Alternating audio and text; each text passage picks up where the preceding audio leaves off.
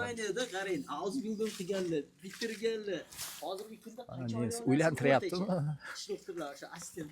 Nima qilyapti? Uylantiryaptimi ana nemisni? To'y bolaga o'xshab qoldi-ku. To'y bolaga o'xshab qoldi. To'y bolaga o'xshab qoldi-ku. Qanaqa faoliyat ko'rsatganlarini. Davlatga xizmat qilish oson emas. Davlat ishi. Siz ham nemisga o'xshaysiz.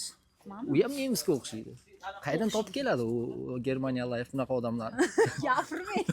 Yetkazanlar-da, fabriklari bor. Anjon aka sir bilmaysizmi? Qayerdan topib keladi u kishi? Yo, bu sirni aytmaydi. Ham o'zbek, ham nemisda. Kert-kert chillab oladilar o'zlari odamlarni Germaniyadan. Ijodiga omad.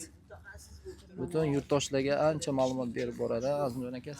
Shunaqa, ya'ni odamlar 10 minutlik, yarim 30 sekundlik reelslarni ko'radi. Mana bugun biz o'zimiz tanamizda his qildik, shu 30 sekundlik narsa uchun ertalab kelgan bo'lsak, mana kun soat 5 bo'ldi.